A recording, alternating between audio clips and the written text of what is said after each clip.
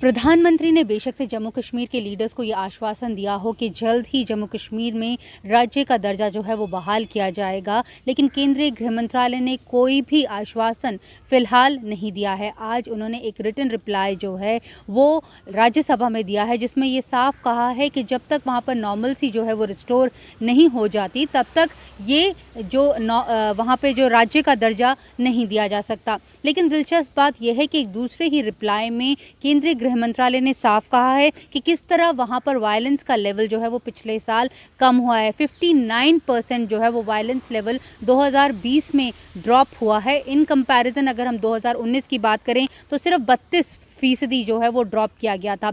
तो खुद केंद्रीय गृह मंत्रालय कह रहा है कि वहाँ पर जो वायलेंस लेवल है वो कम हो रहा है, जो सिचुएशन है वो बेटर है, जो ऑफिसेज हैं वो खुल रहे हैं, शॉप्स जो हैं वो खुल रही हैं और लोग जो हैं, जो पब्लिक हेल्थ सिस्टम है, जो भी पैरामीटर्स होते हैं नॉर्मलसी के, वो वहाँ पर अभी फ़िलहाल काम कर रहे हैं। तो ये अपने आप में दो अलग अलग रिप्लाईज जो हैं वो केंद्रीय गृह मंत्रालय ने दिए हैं आज राज्यसभा में। दूसरी तरफ एक जो कश्मीरी पंडित को लेकर हमेशा जो चर्चा होती रहती है, उस पर भी केंद्रीय गृह मंत्रालय ने साफ किया है कि पिछले कुछ सालों में जो कई कश्मीरी पंडित जो हैं वो वापस गए हैं कश्मीर राज्य में। अगर हम आंकड़ा दें तो 3841 माइग्रेंट यूथ जो हैं वो पिछले साल कश्मीर गए हैं। उन्होंने प्रधानमंत्री रिहैबिलिटेशन पैकेज के तहत वहाँ पर नौकरी जो है उन्हें मिली है। यही नहीं, टोटल अगर हम बात करें तो एक 26,684 जो हैं एप्लीकेंट्स जो हैं उन्होंने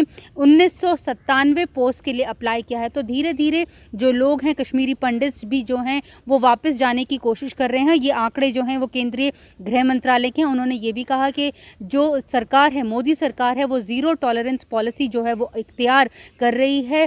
सुरक्षा के लिहाज से काउंटर इंटेलिजेंस जो ग्रिड है उसे स्ट्रेंथन किया जा रहा है, लॉ एंड ऑर्डर को भी स्ट्रेंथन किया जा रहा है। तो हर तरफ से जो एक नॉर्मलसी के जो पैरामीटर्स हैं वो वहाँ पर बहाल हो रहे हैं, लेकिन बावजूद इसके एक क्लियर कट जो रिप्लाई है वो फिलहाल नहीं दिया गया। यहाँ पे मैं आपको ये भी बताना चाहूँगी कि केंद्र की तरफ से बार बार ये भी साफ किया जाता है कि जब तक वहाँ पर इलेक्शंस नहीं हो जाते तब तक ये पूर्ण राज्य का दर्जा वहाँ पर नहीं दिया जाएगा, और इलेक्शंस तब तक नहीं होंगे जब तक डीलिमिटेशन प्रोसेस जो है वो खत्म नहीं हो जाता। और डीलिमिटेशन प्रोसेस कब खत्म होगा? वो अगले साल 2022 में खत्म होगा। एक कमीशन जो है वो वहां पर गया हुआ है, वो रिकॉन्स्टिट्यूट कर रहा है असेंबली सेगमेंट्स भी और लोकसभा सेगमेंट्स भी इन प्रोपोर्शन टू पॉपुलेशन। जो उस एरिया की पॉपुलेशन है उससे रिकॉन्स्टिट्यूट किया जा रहा है।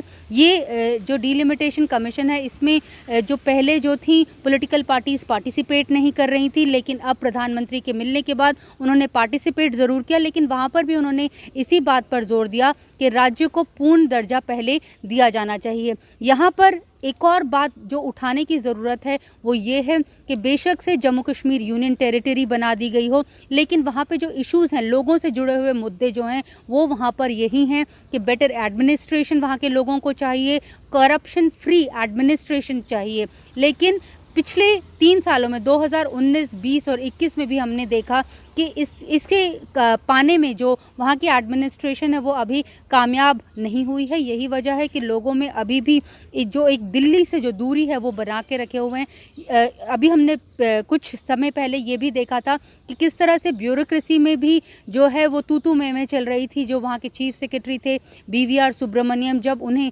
वहाँ से उनका ट्रांसफ़र किया गया तो उनके बीच में और जो नए चीफ सेक्रेटरी हैं मिस्टर पांडे, उनके बीच में किस तरह से एक पावर को लेकर जो स्ट्रगल है वो चली, जिसे लेकर एक जो वहाँ के पूर्व मुख्यमंत्री हैं उमर अब्दुल्ला, उन्होंने एक ट्वीट भी किया था कि किस तरह से जो एक ट्रांसपेरेंसी को लेकर दिल्ली हमेशा बात करती रही है वो अभी ट्रांसपेरेंसी वहाँ लाने में कामयाब नहीं हुई है।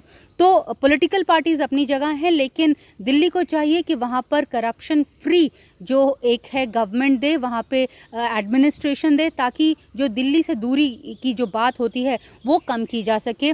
दूसरी तरफ जो रेस्टोरेशन, जो स्टेटहुड की रेस्टोरेशन को लेकर सवाल है, उसके ऊपर भी जल्द से जल्द इन्हें क्लियर कट एक टाइमलाइन देने की ज़रूरत है ताकि लोगों को दिल्ली पर फिर से यकीन हो सके।